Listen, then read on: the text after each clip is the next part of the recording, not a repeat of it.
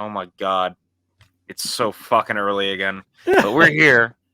We are For here. your We are here. enjoyment and your entertainment and pleasure and whatever else. We're doing it for you because Yeah, we yeah, love yeah. you. Because the listeners out there, we love you. Welcome to PLD Projects. Hello. I am your host, PLD. This is my trusted sidekick, PJ Campbell, on fuck? Two Mediocre White Sidekick? Dudes on Film. Sidekick? Yeah, Go yeah. fuck yourself. I am no one's sidekick. I don't know about that. We I are don't know. You're equals younger. here. You're younger than me. You know, I'm the old vet. You're the young rook. Actually, not even rook. I don't know if it doesn't make any sense. No, it doesn't. Which No, one's which? Am it I gay? Am absolutely I gay doesn't. Perry though, or are you gay Perry? Which of us is gay Perry? I think I'm This gay is a Kiss Perry. Kiss Bang Bang reference, isn't it? This is a kiss. Is that what we're talking about today? That is I what we're might have talking about watched today. the wrong movie. I hope Shit. that'd be pretty funny if you did. No, actually. I'll talk about Kiss Kiss Bang Bang. What are you talking about? Well, Critters 2, There you the go. main course, which I got to see last night at the Loft, actually. Did you really? Yeah, that was it's Revenge of the Sequels month right now, Oh, and nice. they're doing like real bad sequels, or like I mean, I love Critters 2. I don't think it's a bad sequel at all, but like they're doing Breakin' 2 and Troll 2 and just absurd movies. They Bad did is Ninja a 3 good last word week. for it, but it's a fun bad. Yeah. I actually did not remember that David Twohy wrote Critters 2. Yeah. Like pre him doing, Riddick Pitch and Black and stuff. Yeah. Pitch Absolutely. Black, and I want to say he wrote one of the drafts for Alien 3. I think his name might even still be on the script for like the final film, like completed version of Alien 3, but he definitely worked on Alien 3 at one point. But yeah, like pre him doing all that, he was one of two writers on Critters 2, the main course.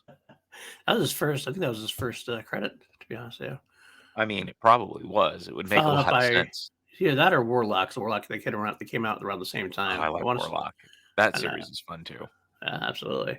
I have did he also write The Fugitive? Did he also write? Yeah, I think he might have.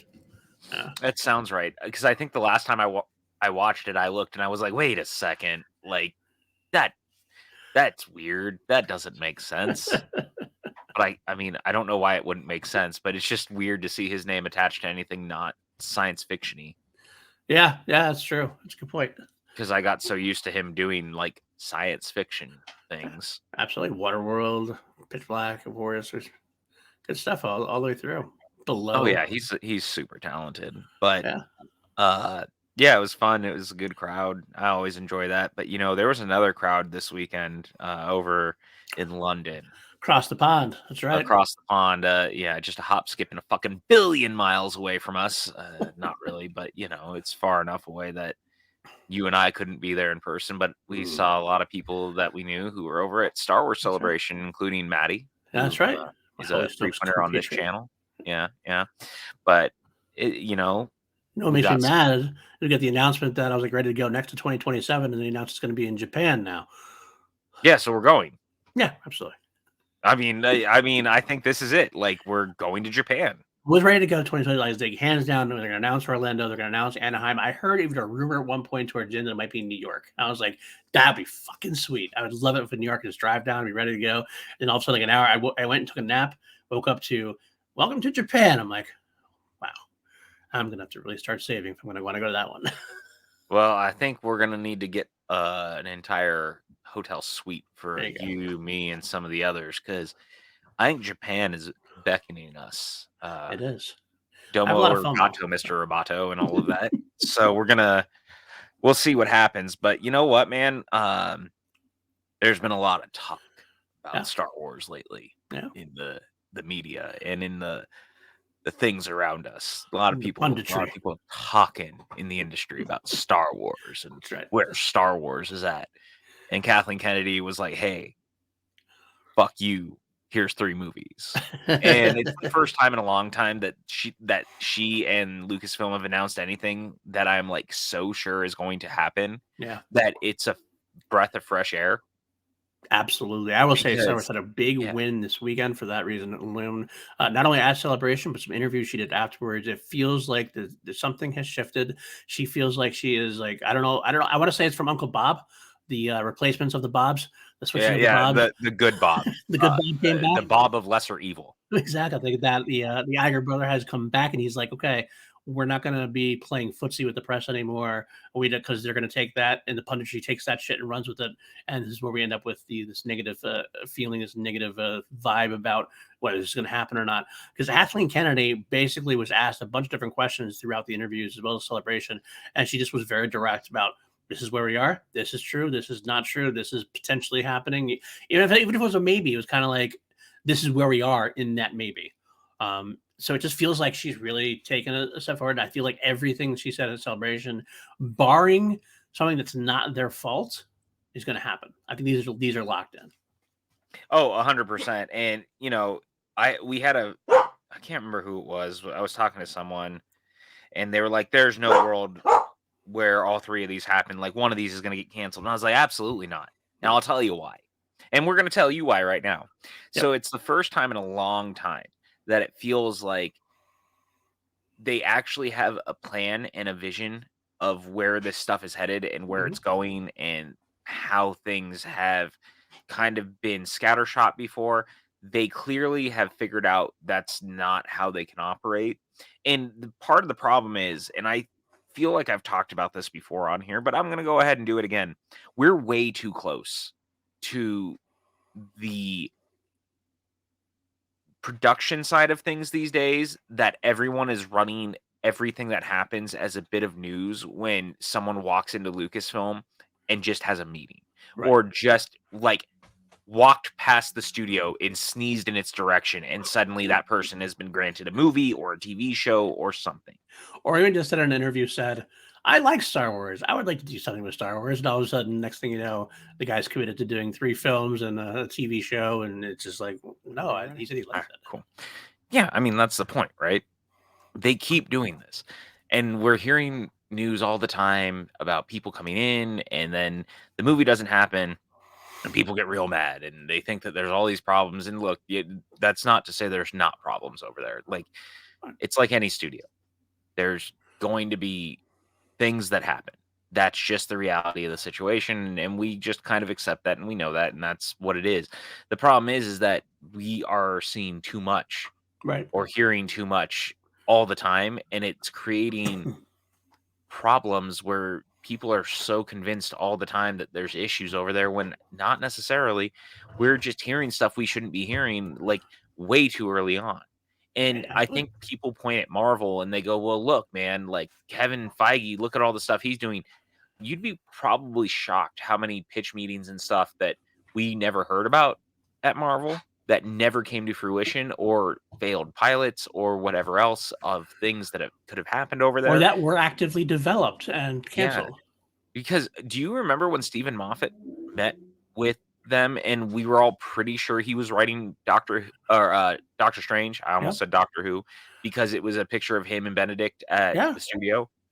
Absolutely. Nothing ever came of it, though. Nope. Look at what's going on with Blade right now. Yeah, look at all the stuff going on with Blade, or literally any of the productions where they've changed. Like Thunderbolts has a brand new writer and has been it's being reworked, et cetera, et cetera. Like, stuff like that is real common. And also, projects not happening is super common. And people get weird about it because they want to know everything. It's this current generation of people who they want all the information all the time. They want to be in the know of everything all the time. And frankly speaking, we should never be this close to these productions. We should never know what's happening with them the way that we do. I sort of miss the days of like the old magazines where that's when we would hear for the first time. You know what I'm saying? Like, you pick up an episode of like any of them. It doesn't matter what magazine that you liked growing up, if it was an Entertainment Weekly or literally any of the many very cool like Fangorias or things like that of that ilk in nature. Starlog. Yeah, Starlog is a great one. Like, so many of them, right? Wizard, like all of those. That's when we discover for the first time a lot of the time if a movie was happening. Yeah. Like, and it would be well into production, pretty much done by the time that we were seeing the first set photos or whatever else. But because of the 24-hour news cycle nowadays, people feel the need to know this stuff all the time. So every bit of like information they get becomes news instead of waiting until there's a bigger picture. And that's become clouded around Lucasfilm because there's a lot of people who don't like Kennedy. Yeah, And there's a lot of people who want to paint her in a bad light because they don't like necessarily what she has done with Star Wars. And I'm not saying this is everyone who says this stuff, like, but there is a contingent of people who don't like Kennedy. They don't like the direction of her Star Wars stories. So they have clouded now around her this idea that, oh, hey, because we don't like what she's doing, she must be really bad at this when she's arguably one of the greatest producers who's ever lived. yeah, absolutely. And because of that, they're looking for any way that they can get in and take pot shots. And this is a version of that. Yep. And that sucks. And that's why these three seem to be so locked in for various reasons. I mean, we Right. have different reasons why. I mean, the first one we'll say with Sharmina Obaid-Chinoy and Daisy Ridley. That was definitively, even by Scooper standards, the one that was furthest along, the one that was planned for. We did get a dates this weekend, but as long as the Scoopers went December of 2025. But they plotted Daisy out. And I don't think they plot Daisy out on the stage unless it's a definitive thing at this point. That's the first one. Secondly, you got a Dave Filoni movie. No, Dave Filoni is not leaving Lucasfilm. Dave Filoni is as much of a fixture there as George Lucas was back in the day. Filoni is that kind of guy. So his show or his movie will definitively happen in my estimation. Well, it's also tied to the Mandalorian. And tied to the Mandoverse, which is like definitely locked into play at this point. Yeah. And then finally, you got James Mangold directing the very first whatever story from 25,000 years ago, the very first Jedi, dawn of the Jedi era, et cetera, et cetera. That would be the one that was the most like questionable as far as like if I was going to pick one to falter, it would be that. But we just saw how great of a time that he had with Lucasfilm and Lucasfilm had with him regarding Indiana Jones and the Dial of Destiny. I've not heard one bad thing or bad relationship between those two at all. And in fact, him working on it got him excited to do a Star Wars and got Kathleen Kennedy's ear about it doing a Star Wars. So to me, I don't see any reason why this would fail. No, and that's the thing, right? Like Kennedy just got James Mangold on here to do the thing. And that's pretty great because means they have a really great working relationship. He knows how to work the ins and outs of all this. And it's also very clear that they really wanted to tell this story because this is clearly also the Benny Elfman Weiss film being repurposed and done by someone like Mangold, and that's definitely the move. Absolutely. And I love that. I think that's great. Yeah. And it opens up a different world for them at this point because, like, this is obviously 25,000 years. That's a long time. That is not touching base with anything that we know of from Star Wars. So it's like a wide open palette for him. Yeah, 100%. So canvas, I should say. There's just lots there, which makes they're never going to give up on that. The Mando one is just not ever going to fall apart because Mando, and it's so clear they're doing Heir to the Empire. Yeah, like so clear. Their version of it, yes. I mean, they said the thing in the trailer. So the Mando one's just not happening because they know that they need it, and plus, putting Grogu on the big screen means $1 billion at the box office. Saying Heir to the Empire also guarantees a lot of money as well. It's like the best of both worlds. It's really her and Lucasfilm trying to kind of appease both sides of the aisle, so to speak, because you have the Grogu fans, you have the Mando fans, you have the fans that have been less than satisfied, and I don't like to talk about them very much, but they do have a tie to Heir of the Empire. So you have Heir of the Empire in the title, or not in the title necessarily, but you mentioned by Ahsoka, you're bringing Thrawn in, you're going to do something akin to Heir to the Empire without being Heir to the Empire, obviously, because but also being Heir to the Empire in like new canon, right? It's a selling point for everybody. Yeah, I mean, Heir to the Empire was such a big deal, and I don't think people realize just how big of a deal. Yeah, because there was no Star Wars books at that point either. There was no Star Wars really anything, and that was the point. Like that was sold as a book when it came out. Remember, that was sold as like the new trilogy. Yeah. because we never thought we'd get more movies. Right. We were convinced at that point we wouldn't, and so it was sold as the new trilogy. Like, this is the follow-up to Star Wars you've always been waiting for, basically. Absolutely. Absolutely. And I was above that generation. I remember when it came out. I was very excited for that exact reason. Yeah. And it was a hit. It was just a big successful hit all over the place. Mhm. Despite some questionable things here and there, like Luke and stuff like that. But it's still Yeah. one. But the trailer itself like showcases some things you're kind of like, okay, I can see where that's coming from. I can see where that like the bearded Jedi might be, or the bearded Sith type, dark Jedi type person. That could be very well easy to be a spiritual sequel, a spiritual version of Jorah Sabaoth, the crazy psychotic Jedi. There's a lot of things in there that seem familiar. They're just gonna have to tweak it a little bit so that Ahsoka's there and the other rebels are there. Yeah, 100%, but I love it. Yeah. You know what I'm saying? Like, I love they're doing that. So that movie is easily locked in for numerous reasons, so that's not gonna fall apart. And Right. then you got the Daisy Ridley of it all. You don't bring Daisy Ridley out on stage and then scrap the movie, and we have to remember too, this is the movie that is closest to production right now. This is the Yep. one that was already close to casting before Right. this announcement. Like, everything we knew, this is the Damon Lindelof movie. Right.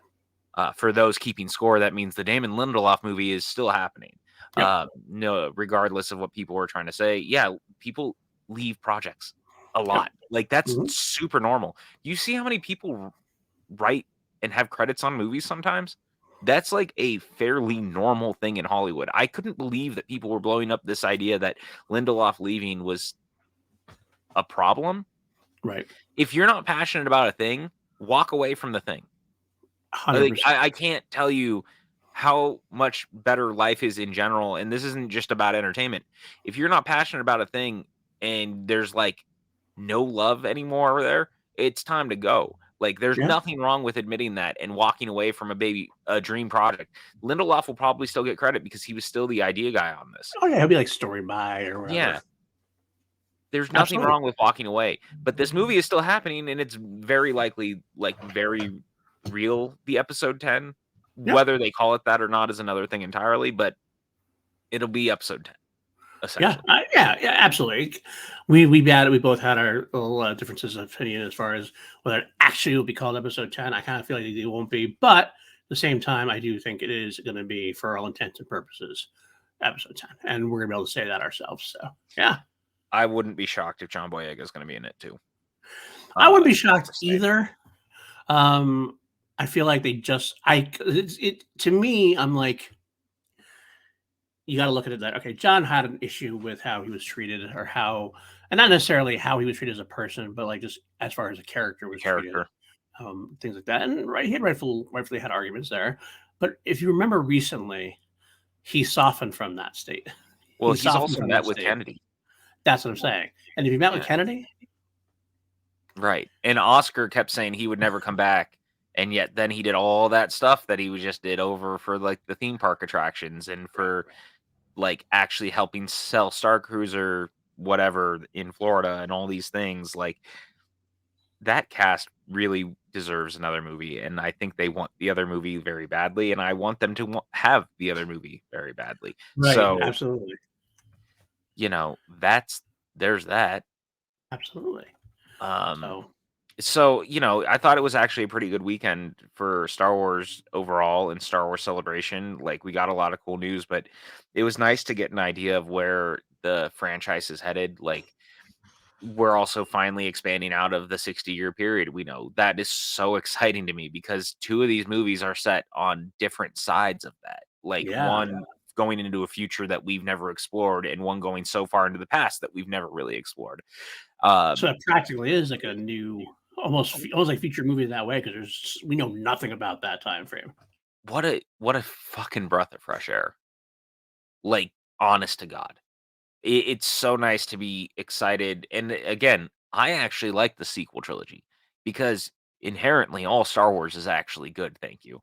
So, I'm not even saying that they have to win me over or anything, but it's just nice to be doing something so different that we haven't really explored, and that's funny we say that because I'm also frothing at the mouth by the idea of a Heir to the Empire film. Like, I've wanted that my entire life. I really have. Yeah, Um 100%. I loved I loved Heir of the Empire back in the day, like I said. So anytime you can get a big adaptation of that, I'm all for it. And I know it's not going to be a strict adaptation. Obviously, it's not. It's going to be Ahsoka I wasn't mean, there. yeah. Let's be I honest. mean, yeah, there was no Din, there was no Ahsoka, but you know what? Like, you can find ways to readapt it and do different things with the cast that they have now. And I mean, look, they have very specific technology at Yeah, Lucasfilm that they've been using to do certain things. So I wouldn't be shocked right. if there Same. was ways to bring other characters back, is all I'm 100%. getting at. There's So always ways to do it. So there's always ways. So the point is that like Heir to the Empire may be closer in vision to what the books were in some capacity than I think we're anticipating, right. Yeah, I can see that. while also being its own thing, which is what it needs to be. Like what they've done very well in current Lucasfilm Disney Star Wars Hmm. under Kennedy is they've taken a lot of story beats and a lot of the ideas from old legend stuff and found ways to repurpose it and reintegrate it, but done in a way that works Hmm. and is a lot less jarring than I think you're anticipating it to be, and like finding ways to bring in certain characters or bringing in what species or planets or story beats. Like there's a lot of stuff that's been going on that has been pulled straight from Legends and like readapted. We're even seeing like some of the Dark Empire stuff is being used between Rise of the Skywalker and The Mandalorian, and like a lot of the stuff with Palpatine came directly from that. Hmm. That's what always made me laugh. That like a lot of people like got all upset about the cancellation of the EU, and they would all stuff with like what they didn't like the sequel trilogy for what it stood for, and yet a lot of those pieces were very similar. So like I don't I don't know where the disconnect really necessarily was. No, I don't know either, but it's just one of those things, right? Like it Uh, is what it is. yeah, it is what it is. But But I mean, I took it as a win. Is there anything that stood out to you from the weekend? um, well, they definitely overloaded the announcements for day one, which is a good thing. I do think coming out of Celebration, I felt like it was a positive, it was a win for Lucasfilm, it was a win for Star Wars, a win for Star Wars fans. I feel like everybody's in a better place now. Everything that was announced was great. We had footage that I mean, we didn't get to see it. There's always an argument, well, shouldn't it be out there for everybody? But it's exclusivity for a con. That's going to happen. We got the Ahsoka trailer. We got a Visions 2 trailer. Um, we got and then the con itself got Acolyte footage, got Skeleton Crew footage, got the Bad Batch season 3 teaser, and if there's one more they got footage for as well. I'm thinking of was that it? Acolyte Oh, and they Andor got 6 minutes, and they got Andor. 6 minutes of Indy. They got the entire Yeah, chase sequence from the that's Indy right. trailer. That's right. That's a lot of that's a lot of footage. That's a good good advertisement for Celebration. The fact that they have all that footage, it means they're really amping up and getting ready to go on this kind of thing. I think they everything that they said had it moving in the right direction. Like Bad Batch getting a season 3. Yeah, it's a final. It's a finale. We get that. I'd rather have seen it go on 4 or 5 seasons, but it's getting to end on its terms. We can get Tales of the Jedi season 2. There's so much we can do with that. Dave Filoni even said like this is not just Dave anymore. He's going to build up Tales from the Jedi with other writers, other people. So you're going to have to see totally different eras potentially. Like you can see Which Tales we from the Jedi, need. Luke and Ahsoka meeting together. Maybe that's where we get the fireside chat that we've always been waiting for between Luke and Ahsoka. That could be there. We could Yeah, get Tales of Qui-Gon and Obi-Wan meeting Satine. Like yeah, something that doesn't fit the overall narrative of it, like driving narrative of a full story. We can get in this kind of format, which I like. yeah. And then we had Visions and things like that too. And Kennedy has made 5 films overall, Mm, right? right. Of the 5, 4 have made over $1 billion. Yeah, Mando is one of the most watched streaming era shows probably ever. The season 3 is dipped off, but it took 2 years for season 2 to season 3, and I think that played a part in it too. right. I think it lost some of its fan base because of that, and Boba Fett's show was not the most beloved, and I think that plays a part too. But like Mando was fresh and exciting, and it left its own impact. People love Grogu, they just do. Um, Yeah, absolutely. so the fact that it feels like now they have like a more specific vision of what they're doing, and you know, in the words of Picard, make it so. Like, they 100% are. Like, Kennedy is decided that she's going all in, it feels like. And it feels like in the world that Iger has come back, it has allotted them the time to do stuff on their terms and not try to check boxes for Bob Chapek and Disney Plus, which I think is very important. So now they can put their resources into the things they need. Right. Absolutely, 100%. We are building outwards now, and that's the best thing about what Lucasfilm was doing. They kind of feel like they took a step back. They took a step back to kind of gird themselves, to kind of set themselves up, and now we're going to explode outwards in a new, solid way with a plan. I always hate to say the word plan because plan always makes it think like you have to have a point A to point Z plan. That's not how things necessarily need to work. John Favreau said it best, where yeah, they're working towards a planned culmination for Filoni's movie, but that doesn't mean they have a plan as far as Mando's life stream. Like they could go on well beyond Mando's The Mandalorian movie. This idea that somehow Mandalorian is actually ending is almost absurd. Considering, you know what the Avengers was? It was the culmination of 6 movies. Absolutely, Did 100%. the MCU end? No. Nope. Hey, what was Endgame? It was a culmination of 10 years worth of storytelling. Yep. Did the MCU end? Not at all. It's still going. No, it's still going. Did actors leave? Yes. That does not mean that things are ending. Right. That's the great thing about Grogu, because Grogu doesn't have to leave. He's a puppet. Yeah, exactly. I'm a little taken aback by the staunch, oh, yes, Mandalorian is ending takes, when that is not what they said. But it is it's fun to create sound bites to make yourself look better. Absolutely. And that's, people should know better. Agreed. People should know better, especially the people who have been in this space a long enough time. Whether we really, really deserve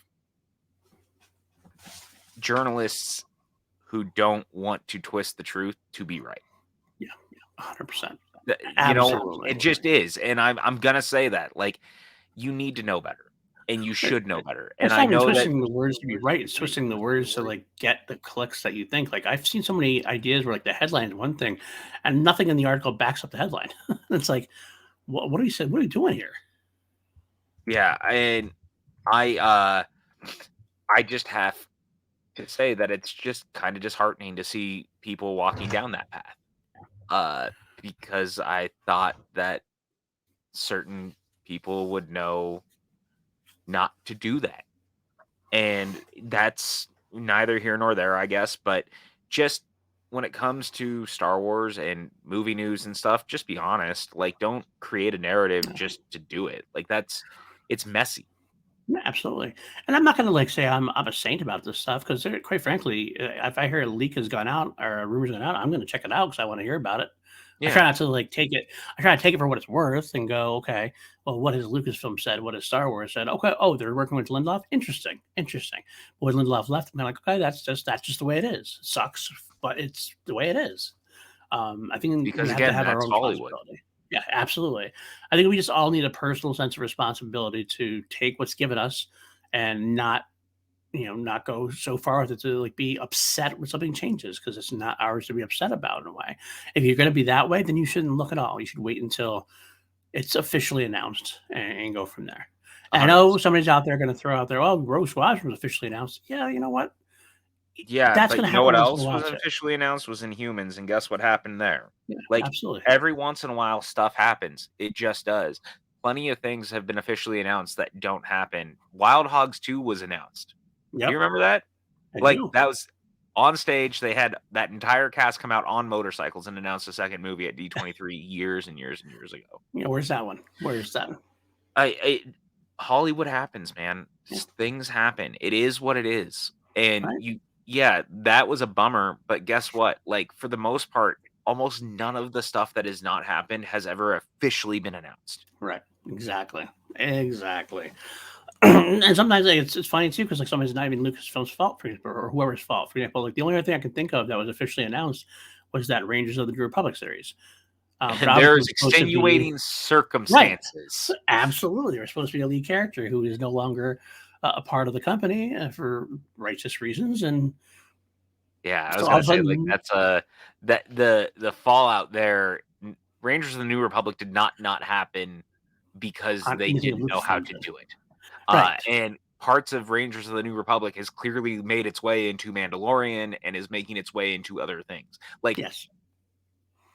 just saying, Absolutely. So it is what it is. So it is what it is. But we could wax poetic about Star Wars forever. But if you want more from Star Wars, I'll be going. I'll premiering Holy Snokes tomorrow with Maddie talk about celebrations. So listen to me talk about that more there. But we have yeah, reached we got to our, move our on. We got we got to to move move on. back to 2005 when Revenge of the Sith came out. Wait. That's true. Wait. So Wait, that's wrong. We are going back to 2005. We're getting in the way back machine, but it's not for more Star Wars correct. because we are talking about the 2005 Shane Black written and directed Kiss Kiss Bang Bang starring Robert Downey Jr. and Val Kilmer. It's a neo-noir action comedy that many of you have probably seen. It was kind of like a small film that didn't make a ton of money when it came out, but word of mouth kept this movie alive for a very long time, enough that it gave Shane Black a career behind the camera in a way that he didn't have before. It started the Robert Downey Jr. renaissance, if you will, as well. This movie's actually like relatively important, actually, in the Yeah, grand scheme of like pop culture in a lot of ways. considering how forgotten it is to a degree, like it's not something that gets brought up a whole lot, but yet it's still when it is brought up, people are like, "Oh yeah, that movie is really good. That movie really meant something. That movie did a lot." Um, and like you said, with Shane Black especially, it really gave him even much more of a cohesive whole. Like this kind of made him a name. Like he had obviously did important stuff behind it, but the Lethal Weapon stuff was all partially him. He had stuff for the Predator, with Predator, I should say. But yeah, he comes back now, and this is a big deal, a very big deal, and definitely a precursor. It's amazing how similar it is with the later on the Nice Guys. I feel like there's so much similarity there. Well, and I mean that was intentional. And he always said that the Nice Guys was his spiritual successor to Kiss Kiss Bang Bang because he never Right. got to do one. Right. And again, partially because this movie wasn't made for a lot, but it also didn't make a lot at the box office. Like it was made for 15 million and it made 15 million. So Right. it's about, and they really didn't market it like a ton. So it's about as close to breaking even as you can imagine. Right. On the movie, especially in this day, like in this time frame of when it came out, you weren't spending as much on these ad campaigns at the time and things like that. So you were, again, pretty much breaking even as Right. close to possible as you could absolutely anticipate. And yet it garnered all sorts of critical acclaim. It was a very well-regarded movie. And it was a big deal because it put Downey Jr. back on the map in a way that he hadn't in a long time because we have to remember it was a gamble to even cast him in anything after everything that had happened in his personal life. And even after this, it was still hard to get him roles because there was a there was a time that Marvel did not want him as Stark, And and rightfully Favreau was so. like, "No, no, no, I am casting him as Stark." Right. And it was like a huge deal, and I wanna say, like, most of the cast took, like, pay cuts because of it, like, there was a whole thing because he was looked at as a liability still. 100%. And I understand, understandably so. Like he was a brilliant actor for the longest time, but he went through some deep dank shit. And Mhm. it's tough to put your trust in somebody like that. He's gonna be there. He's gonna finish the thing. He's gonna do a good job. And he's not gonna either kill himself or get somebody else killed.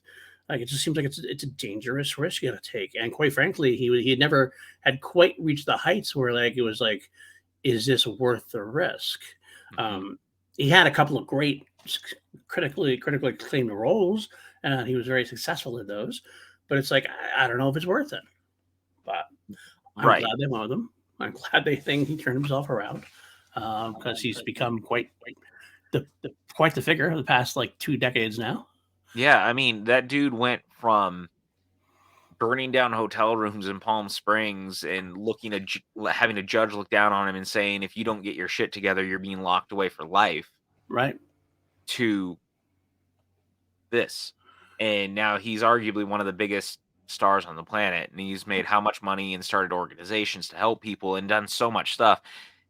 But a lot of that doesn't happen if you don't roll the dice and put him in a movie like Kiss Kiss Bang Bang, where Right. Shane Black and Val Kilmer basically put themselves on the line to make this movie with someone who really is kind of a loose cannon to people and like not the kind of person that you necessarily hire for a movie. Right. Right. I mean, I think this is the one that really, because you look at his career, like he was kind of struggling for a bit. This is one of those movies that was like, okay, this is critically acclaimed and it's well done. This kind of vaunted him back up. Like the work he did on this and how he got through it, I think that's what got him to get Zodiac. I agree. And And, again, Tropic Thunder. yeah. There's a slew of things that from 2005 to 2008, Downey Jr. has this career that goes from not existing to superstar overnight, Right. almost all over again. And again, there's a lot of ways you could go, but I always point back to this because this is the thing that made people realize, look how fucking talented he still is. Like, 1000%. regardless of the stuff that happened, you look at this movie and this character, Harry Lockhart, the way you look at the character, it is the best case scenario of actor meets material. Like, I can't imagine this movie going any other way because the Harry Lockhart character feels almost written for him. It really is. I mean, it frankly is written for him. I can't see anybody else doing it either. Like, there's a couple of names I passed around in my head, but it always came back to RDJ because he is Harry Lockhart.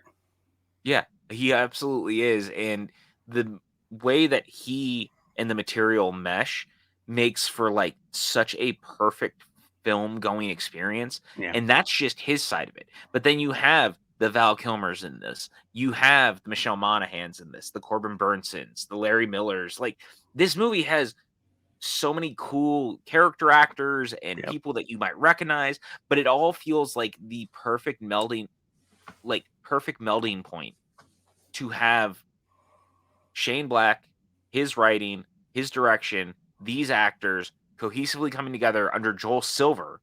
Right. Yep. And you end up with a movie that has frankly gotten better with age and continues to be really great almost 20 years later. Yeah. Yeah. You're absolutely right. It's a powerful statement of where he is, and it is also like Val Kilmer. Vidal, actually, you want to go on to Val Kilmer. He is also an interesting spot too. Like his star had kind of fallen a little bit.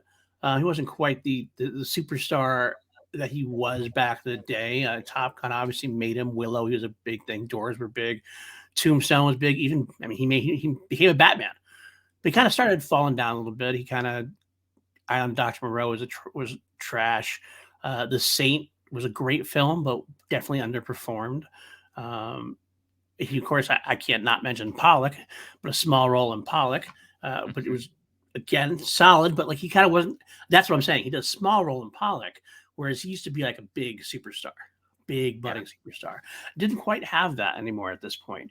So getting to do Kiss Kiss Bang Bang opposite somebody like RDJ really helped.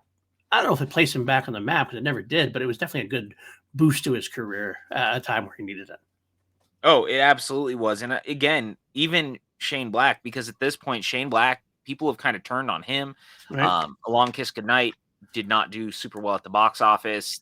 He's had kind of run-ins with the Academy at this point. He's kind of been dejected by people. So it's kind of a whole thing.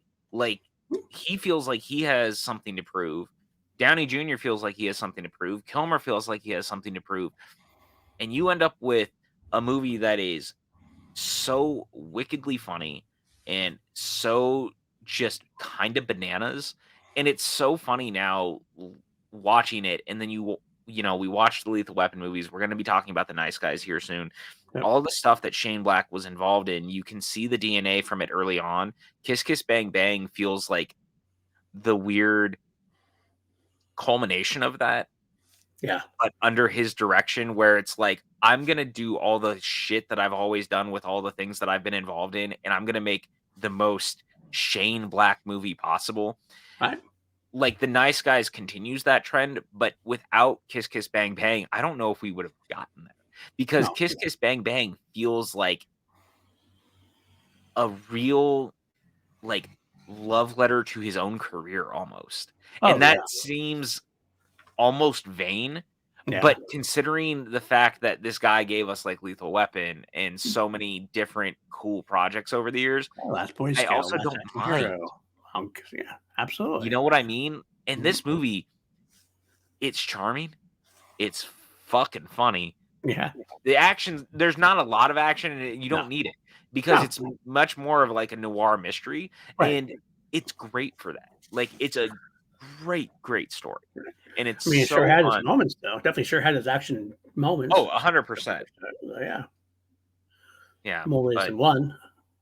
it's just so good, man. I really, really love this movie. I remember the first time I saw it, I didn't catch it until DVD. Okay. Um, and I was 15, probably 16 actually, because I'm gonna guess I haven't looked. This is just going off the top of my head. It came out in October of 2015. So my guess is it probably rolled onto home video in 2016 because Okay. windows were a lot more than 30 days Right. back when we were younger. And I had no idea that Shane Black had written and directed it. Okay. I didn't really remember Downey Jr. because, again, at the time, like, outside of, like, U.S. Marshals and Chaplin, I didn't really know him as an actor, Right. um, and I liked Kilmer. Kilmer was the reason I was watching it, and I remember watching it and going, "Oh my god, what is this movie? How did I like, what the hell is happening?" And it's also one of the rare times that narration actually makes a movie better. Oh, 100%. That's actually one of my first notes I wrote. Like, Yeah. RJ is a great narrator, great unreliable narrator too at some points. But it just adds so much humor to it, so much bite to it. It keeps you on your toes because you're not sure where he's going to go with something and where he's going to take it back. It's one of my favorite parts about the movie. I gotta be honest with you. Yeah, so I'm all on board with that. Well, and, narration in movies is notoriously already hard to pull off, Right. and, look at Blade Runner. Blade Runner's best version of the movie is the one that doesn't have Harrison Ford narrating it.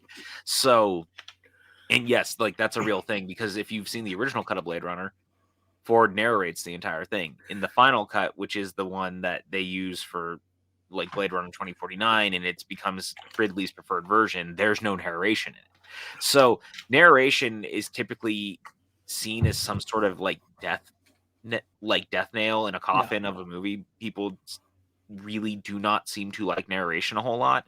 Right. But for whatever reason, the reason it works here is because Harry is the world's worst narrator, and Right. he's consistently and constantly telling you how bad he is at this narration, and because he's so unreliable, it just makes it work that much better. Like, it's Right. just so goddamn charming because of it.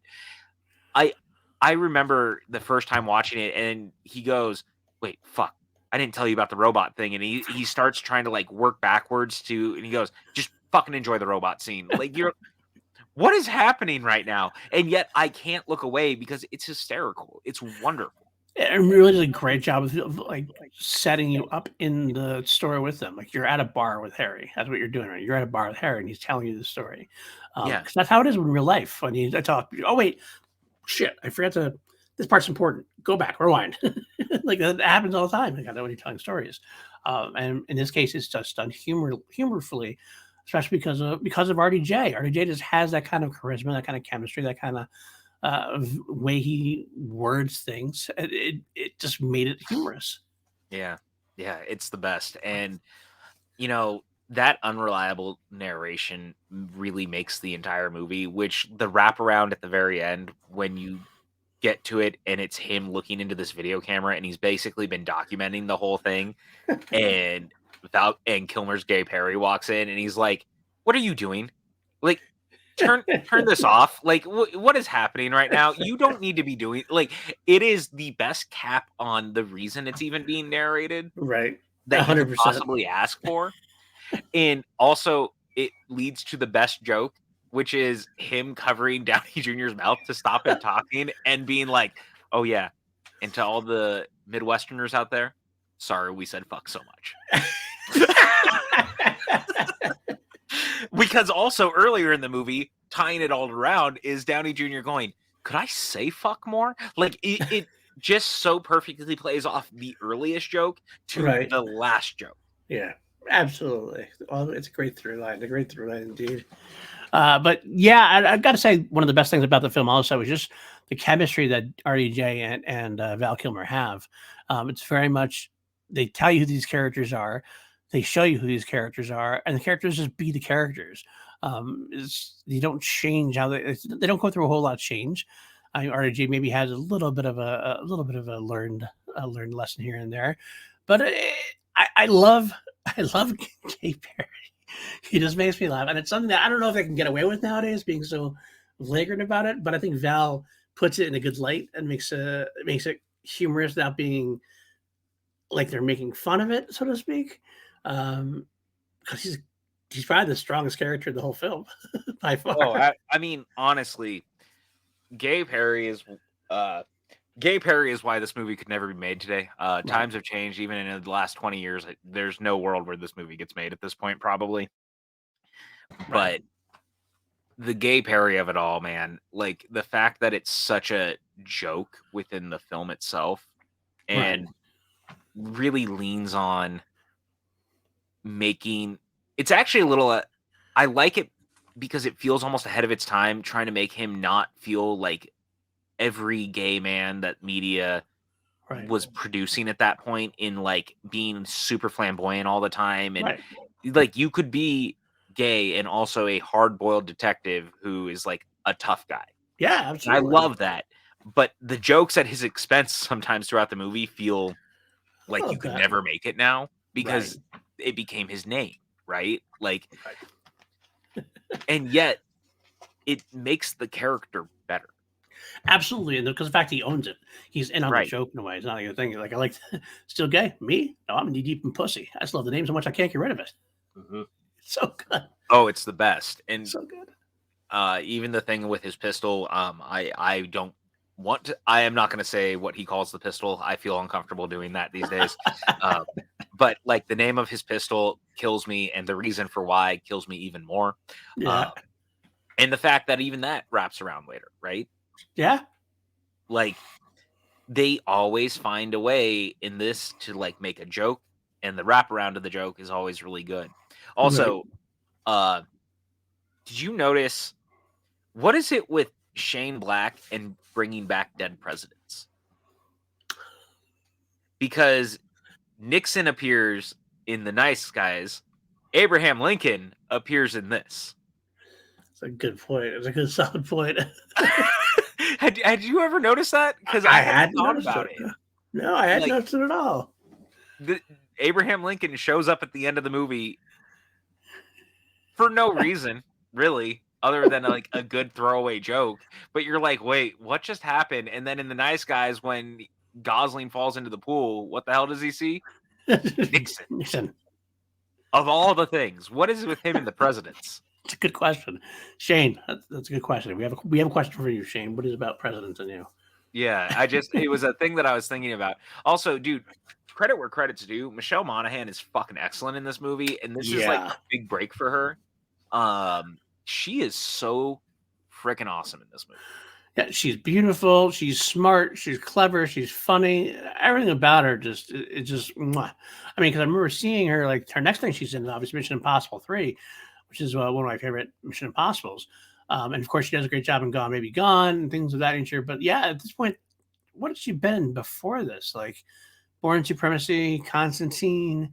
But like, well, in Constantine, most of her part got cut out. Like she's basically a blinking you'll miss it cameo in the final cut of the movie. Right, Mr. and Mrs. Smith. But like, it seems like she really found herself in this role and like really kind of like shined in this role in a way she hadn't shined before.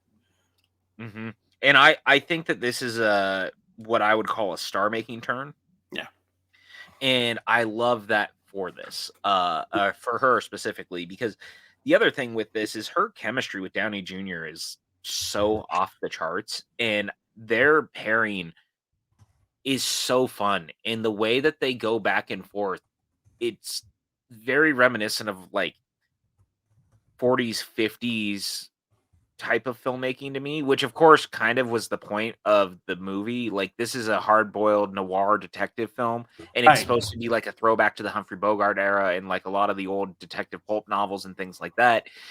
But there is an era of like that time frame when you would pit a lot of these like great actresses against these great actors, and you'd let that like tension and the way that they butt heads and things like that exist, and being that good and also having the chemistry where you also just want them to fuck. Like you just do. That's Yeah. the nicest way to say it. You know what I'm saying? Like you're just like just get it over with almost. Like because it's so palpable and you're like, a lot of your problems would just go away if you just did. Just get it out of the way. Exactly. Yeah. Um You just grab my tit. oh my god, all of it.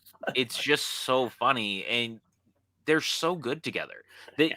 the casting in this movie is just Top notch. so good, and it's so like it really does play into every like mystery novel thing that you're waiting for. There's two mysteries, but the two mysteries, as separate as they look, they're actually connected in some capacity, and all of that is really fun. And also Downey Jr. being this like burglar who accidentally becomes an actor, which also is arguably one of the all-time great openings for a character you can possibly think of. Oh Like, yeah. dude, how good is that scene? And of course, you've got the great character actor Larry Miller as the casting agent. Yep.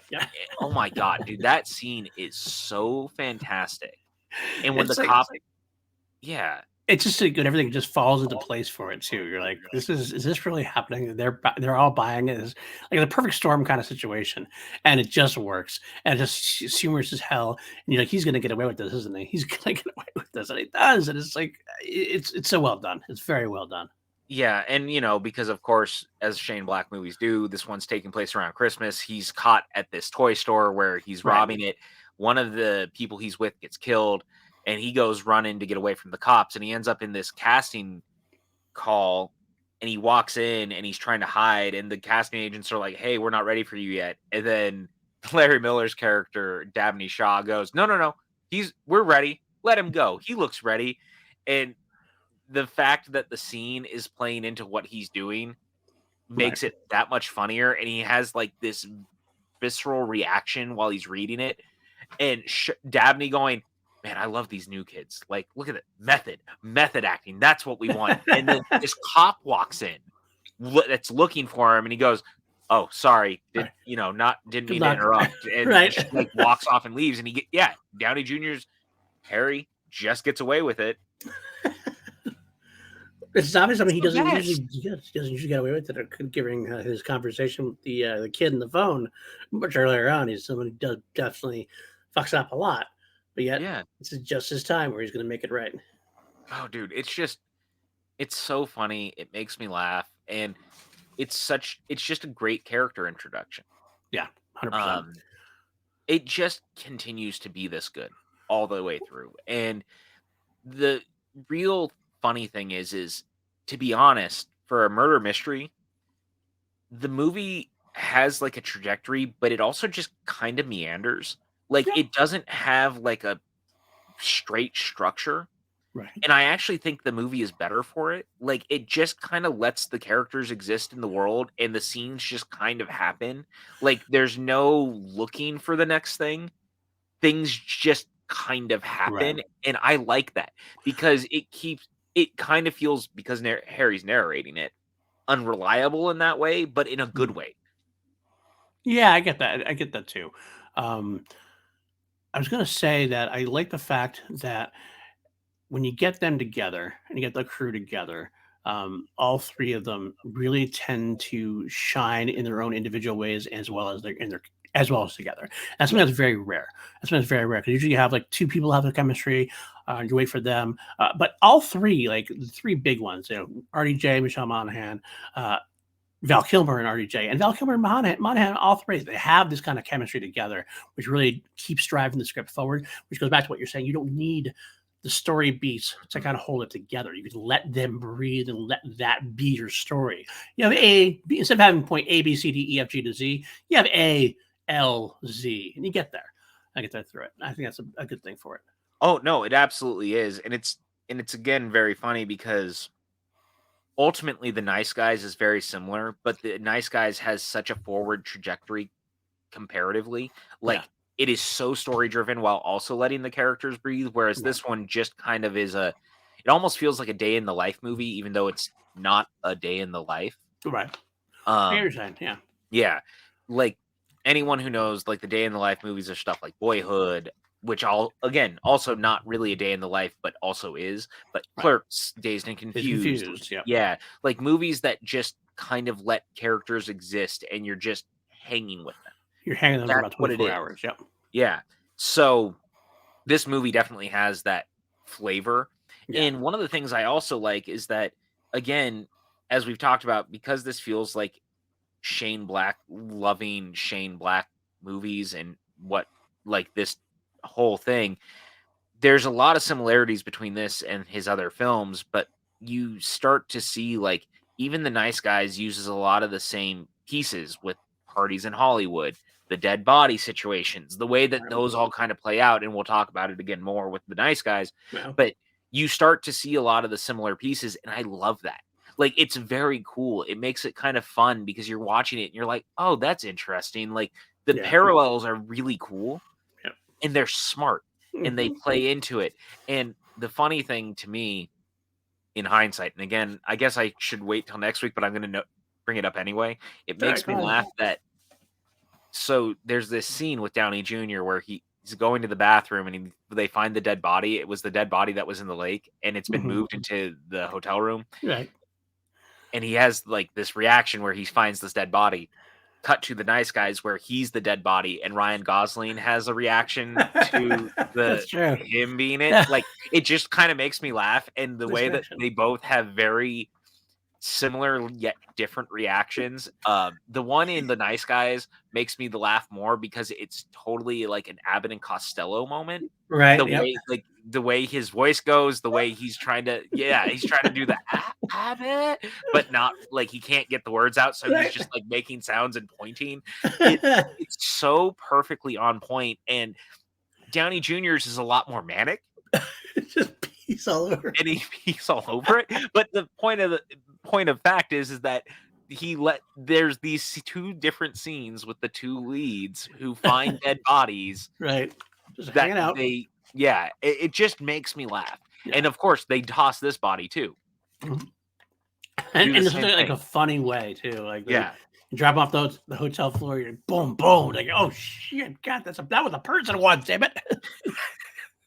It's so good, and of course, in the Nice Guys, they do something similar. Very hysterical. Get rid of the dead body. You throw it over, and it falls onto the fucking table where people are eating. Like again, it's perfect. It is. And Kiss Kiss Bang Bang is like a prototype almost. Yeah. It's the first version of perfecting the Nice Guys. Yeah, it's a warm up. It really is a warm up for the Nice Guys in many different ways. Yeah, and Nice Guys definitely I can't be mad about it. No, not at all. Like I actually like when a filmmaker can take their old pieces and like grow and do something new and exciting. And realize that you can do something. You can go, you know what? I'm a better filmmaker than I was then, so I want to take another shot at it. Like I can't remake the entire film, but I gotta remake the attitude behind it and bring it forward a little further. I mean, look at Alfred Hitchcock. He remade a couple of his movies because when he became a better filmmaker, he went, I can do this again, but do it better. Right. Yeah. Like The Man Who Knew Too Much was a remake of his own movie. Yeah. And you know what? Kudos to you, sir. Kudos to you, because not everyone can do that. The dude who directed, this is so random, but the guy who directed Delivery Man with Vince Vaughn, I don't remember the director's name, but the guy who directed that directed the original version of that movie. Okay. Because Delivery Man is a remake of a movie that same guy made, and he Makes decided sense. when they remade it here, they just hired him and had him do it again. Makes Like, sense. yeah, sometimes you just get better.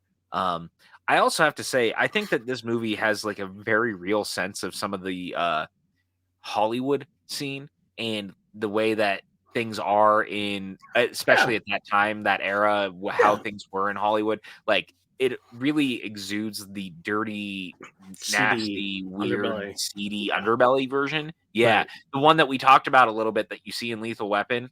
Right. Um, that's another kind of full circle little moment where Hollywood in Lethal Weapon is not the Los Angeles Hollywood that you No. usually see in movies and stuff. Like, it's the No. seedy, dark version of it. Right.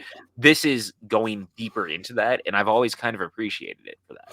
Agreed. It feels like this is like where uh, Shane wants you to live in there, even if it makes you uncomfortable. And it does. It does make you uncomfortable. You don't want to live there, but you do for the movie. And it's lets you see things you wouldn't normally see. No, 100%, and I appreciate that. I Mhm. will probably always appreciate that. I just think it's such a good thing, and this movie just has its heart really in the right place throughout. And that's considering like this movie is very darkly comedic, as we've kind of talked about, Right. but it's also just a dark movie because, again, to the point of what we've talked about with Shane Black and his films in the past, is that he finds comfort in darkness and he finds ways to make the audience find light in places that you wouldn't. The fact that so much of this movie kind of hinges on the fact that did Harmony's sister kill herself or was she murdered by someone? And like, was this because of a potentially incestuous relationship in their Right. childhood? And that is such a dark fucking place to go. Yeah. Oh, And yet somehow the movie finds weird hope in it. Like yeah. it really does. And that's commendable I and 100% very agree. interesting to me because that is not an easy thing to do, Not at all. like at Not at all. all.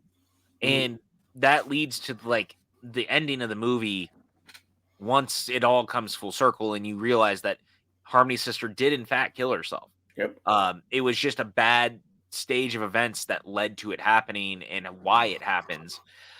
And you're sitting there and you're like, what the hell happened? How did we get here? And it leads to this moment where they go to the funeral and Kilmer finds their dad, who's Yep. like now bedridden and he's like on an oxygen machine and shit. And he just starts slapping him. And he goes, Yeah. I wanted to go to the zoo, but it was closed. So I decided to come here and see an animal instead. Right. Like, what the way he delivers that line, number Oh, one, is just like, you're like, holy shit. yeah. Deep. Yeah. And him slapping him around a little bit because Yeah. he should. That man got 100%. away with so much. And that when he goes, I just buried my daughter, and he goes, no, you shot your daughter with that bullet 20 years ago. It just took it that long to catch up with her. Like, Oof. it is so dark and Yeah. so just sad. And Because yet at the same time, you're like, man, Gary Perry fucking rules. right. And that's what Shane Black does well. So well. Right. He's always done so well. He always kind of like he has these funny his movies are almost always funny. There's got a humorous side to them, but they really touch on serious matters, serious dark matters at times that you really generally can't get away with. But he doesn't care. He wants to bring you there. And it works. It works better than more often than it doesn't. I think in the hands of somebody else, it might not work so well. It might just seem icky. But there's this kind of like vague hope surrounding Black's films. Even when they get to the darkest spot, they're not. You don't live there with it. Hmm. Well, and to your point too, what's interesting is that, to be honest, none of the characters in this movie are very likable or good. The- Right. well, they're not good. They're all likable, but no one in the movie is good. Right. Harry tries, but even he's flawed. Yeah. You know what I mean? Like, Yeah. they're not necessarily good characters, and yet you're pulling for all of them because at the same time, you want them to be better. You want to find that comfort for them. And Right. they've all seen some stuff, Mm. every single one of them. Mm-hmm. And that's such a cool thing to me. Like, he really finds hope in a dark place. That's what Yeah. I was saying. Like, again, look at Riggs in the Lethal Weapon movies that he wrote. And I mean all of them, but specifically 1 and 2. Dark. Dark. Dark. Super dark. Yeah. And yet you watch it, and by the time it's over, Riggs has a new family You're and happy is for him. found. You're happy for him. Yeah, like he lived and he made it. It's a good thing. Right. And I think that Kiss Kiss Bang Bang really grabs that baton and still runs with it. And I think that's very cool. Like, again, all the things that you could potentially see in his filmography kind of come full circle here. And I love that. I really do. Again, I've said it before. It definitely feels like he's almost kind of giving himself a pat on the back, but at the same time, it also feels like him coming into himself as a filmmaker fully and coming in to his writing fully. Well, that's what I would say too, because this is his directorial debut. So this, unlike any other movie before that he had written, can be purely Shane Black. Because all those other movies had co-writes, rewrites, different directors having different views on things, developing things different. This was Shane Black writing and directing, creating, and getting a cast together and working with them. So to me, it's a big difference.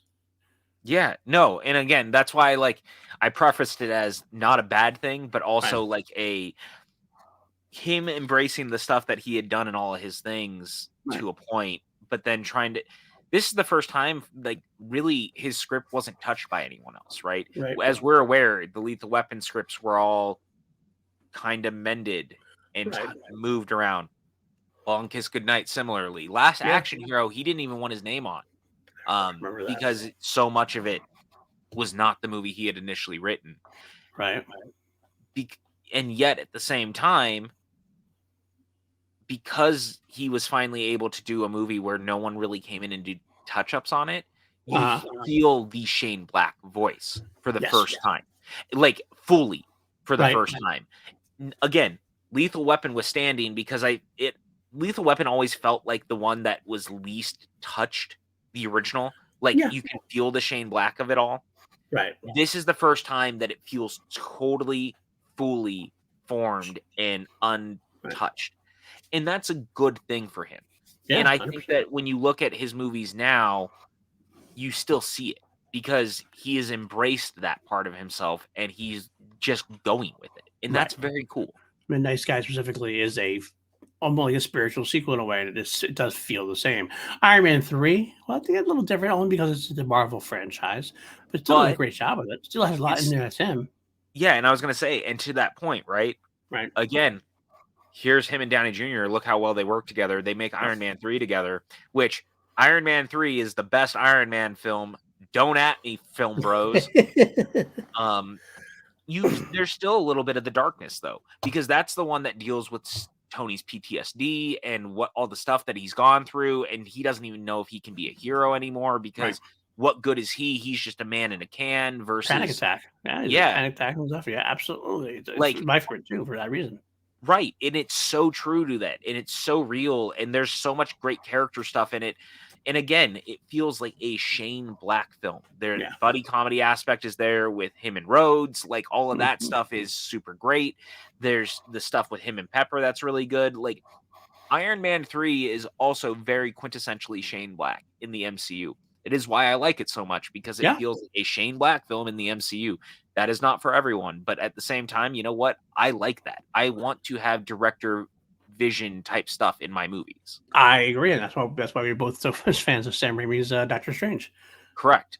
Or Absolutely. Guns Guardians movies. On Guns Guardians movies.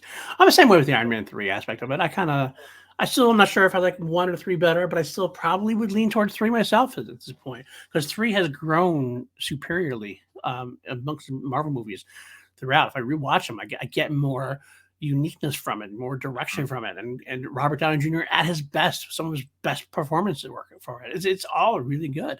So Iron Man You know, 3, he keeps his identity, which is not something that's easily done in the Marvel cinematic universe.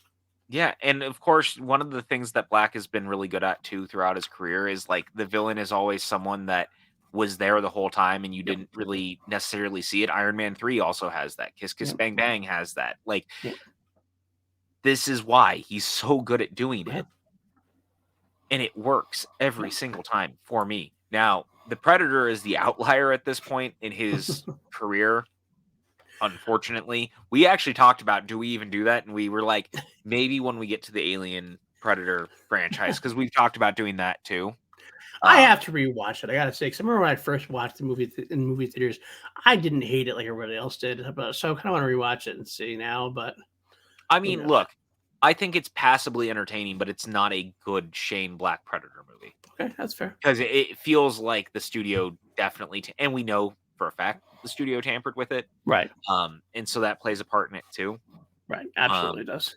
And yeah, we are eventually going to do Alien and Predator on here. We've talked about it, and I think, I mean, I'll just say it just because it's fun to say, but I think the way we're going to do it, we've talked about it.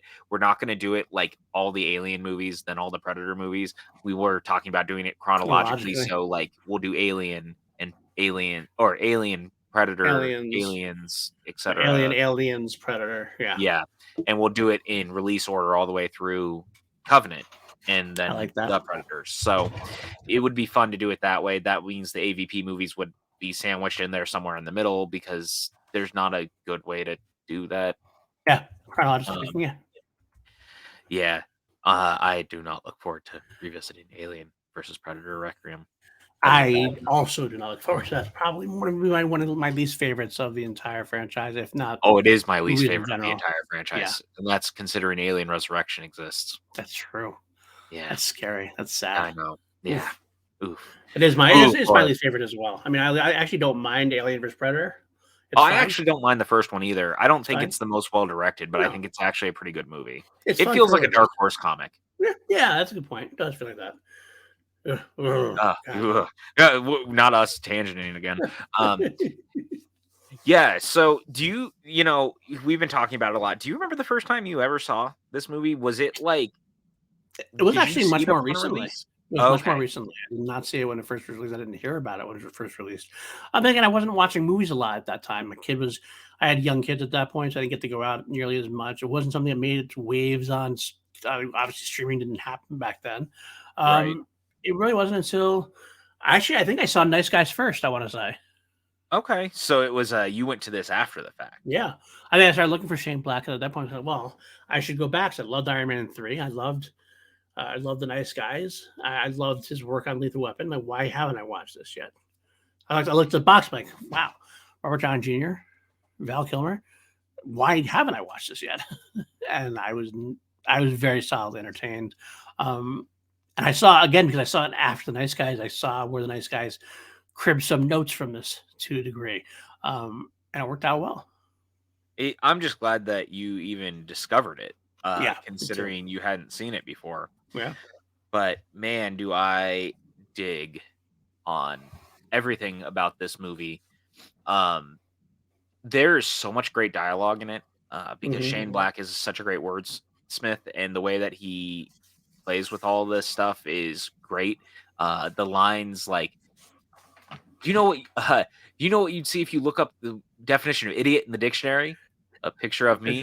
No. The definition of idiot, which you are, is one of the best. Also, I don't think you'd know how to eat if you didn't flap your mouth so much and it opened and closed so much. Yes, I think you're stupid. Like, Kilmer is on another level. He really is. This movie, and I love him for that. Like, it's just such a great character thing for him. He's so much fun in it. And also, can we talk about Downey Jr. getting his finger cut off and Michelle Monaghan going, "Did I just cut your finger off?" Yeah, pick that up. Put it on ice. Put it on ice. And she sews it back on herself, and like comes out. Oh, it's so funny. It's so funny. It's so funny because he underplays it. That's the best part. He could have overplayed it, and it would have been just kind of a normal thing. But the fact he underplayed it so much makes it hilarious. Yeah, because Downey Jr. The dog gets it at one point. Dude, it's so funny. Also, is she sleeping? Or no, is she dead? No, she's just resting her eyes for a minute. Of course she's fucking dead. That's so funny. Kilmer again is on another level in this movie. And here's the bummer about something like this. This is the kind of movie that Kilmer is so good, he probably should have been nominated for Best Supporting Actor, but this is not the kind of movie that the Academy looks at. And now, of course, the Academy is changing, and we're Right. seeing that now. There has been a sea change in the way that things are nominated, in the movies that are nominated. But in this time, this was not the kind of movie that they would necessarily go out of their way to nominate, which is a bummer because this script is great. The script Yeah. probably should have been nominated too. So, Very like, you clever. look at the script, that should have been nominated. Kilmer should have probably been nominated. No, he should definitely been nominated. Downey Jr., probably not, but there's a case to be made for him being nominated for this one. Like, this movie has a lot going for it, but it just there was no world where the Academy was ever gonna go show this any sort Right. of love. And the Right. funniest thing to me is that in hindsight, Roger Ebert gave this movie 2.5 stars when it came out. Jesus Christ. And he was one of the most, like, reputable Right. of all film critics, and I love Roger Ebert. So it is so crazy to me that of all the things, this is, like, the one that he was kinda, like, meh on. And Downey Jr.'s even said this is in some ways, this is the best film he ever made. Yeah. So, like, again, in hindsight, this movie is so important for so many reasons, but good lord, it's also just fucking great. Yes. Like, Absolutely. it's just Hallelujah. fucking great. Yeah. And I'm really Start glad to that finish. we got to, like, wax poetic about it for a while Yeah. and just, like, riff because, like the movie, there you can just kinda do that. Like, the Yeah. movie is just kinda riffing, so of course we're gonna riff. Also, Yeah, this is not a point A. This happened here. This happened there. This happened here. What do we think about it? This shot. No, this is about the feelings and emotions. A couple of lines of dialogue, so that kind of hook and stay with us. So those kind of things. And that's what we glob onto. yeah, and I also like all the, like, cutaways to people in commercials or movies saying that Right. they're actresses, like the actress in the Scary Movie, she's like, "I'm an actress," and it cuts to her in a horror movie getting her head cut off in the middle of a sex scene. I Like, love it. stuff like that is so funny and so true to, like, you run into people in Hollywood and you're like, "Oh, what do you do?" "Oh, yeah, I'm an actress." "What have you been in?" And it's like this bad horror movie where they or Right. something, or to the point of Harmony's character, she's done a commercial Right. with a bear. Congratulations. Like, just little funny things like that, and you just look at it, and it really gets it. It really understands the world and all that, and, Yeah. I'm here for it. Absolutely, my friend. Absolutely. Anything else you want to mention about the film itself, or should we wrap it I up? want everyone to watch it who has never Yes. seen it. Oh, hey, by the way, I looked it up. Kiss Kiss Bang Bang was released on DVD in June of 2006. It took it almost 6 months to hit home video. Damn. The world was a lot more different back then. I know, like, what we got Mario coming out, what, like 2 weeks from now, I think it is, after being after the biggest Probably. opening? Yeah. Oh, God, And Creed hit digital a month after. wow. Yeah. Wow, The wow, the wow. times, they are a-changing. Unfortunately for Ron Burgundy, he had never heard that song.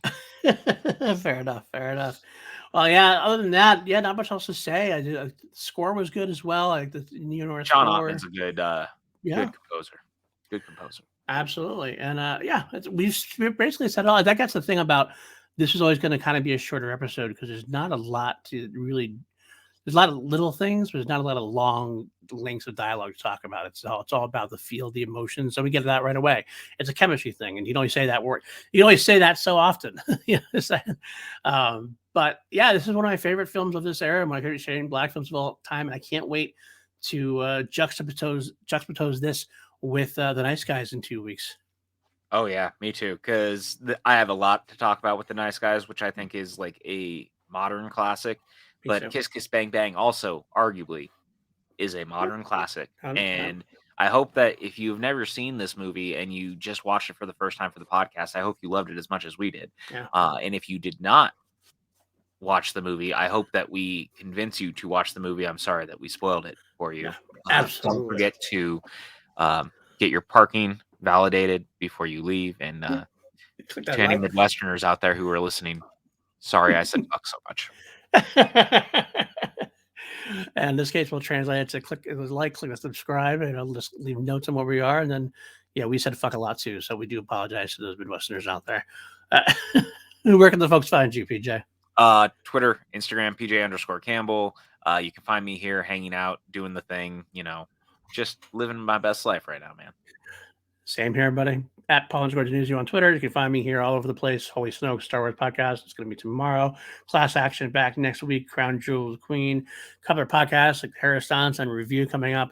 You can join on patreon.com/PLD projects if you're so inclined, with people like Brandon Buckingham, Jeff Halterman, John Lastrina, Kelly W.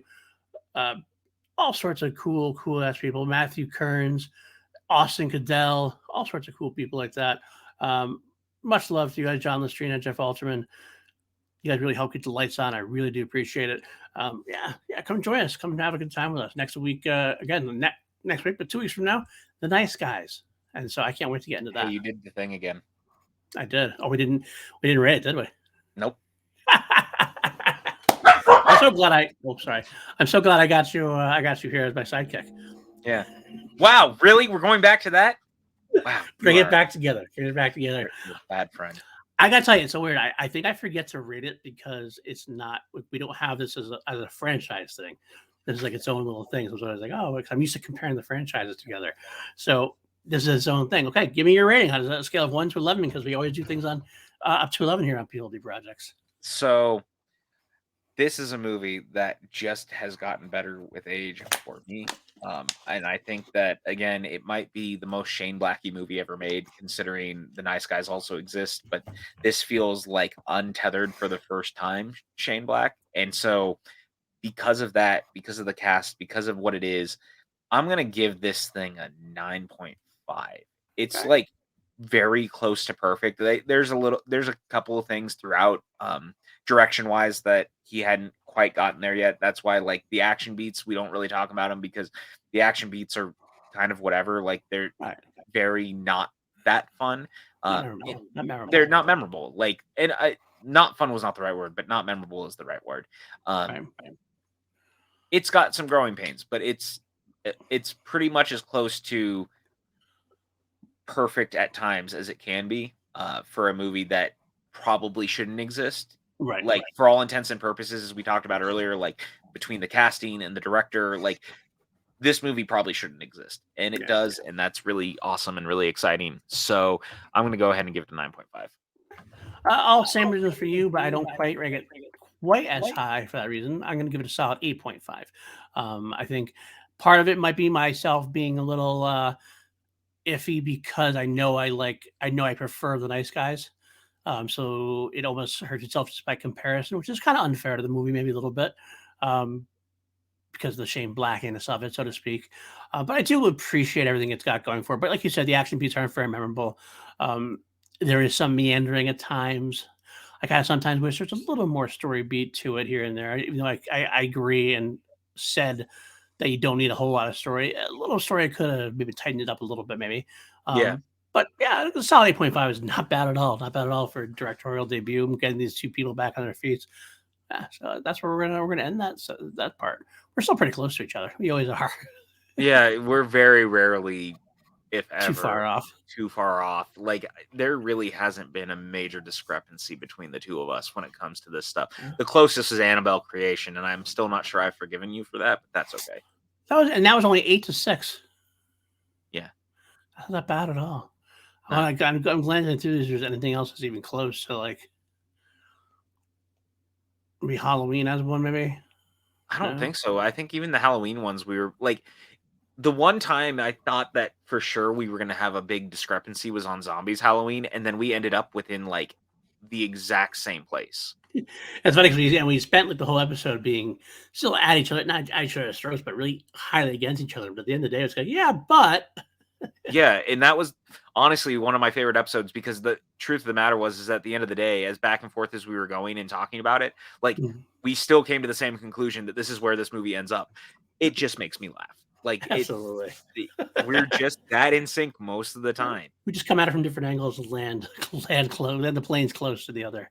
Yeah, to the other, so we go side by side. So we'll have to see what The Nice Guys does next in 2 weeks from now. But yeah, that's it. Until then, my friends, stay mediocre.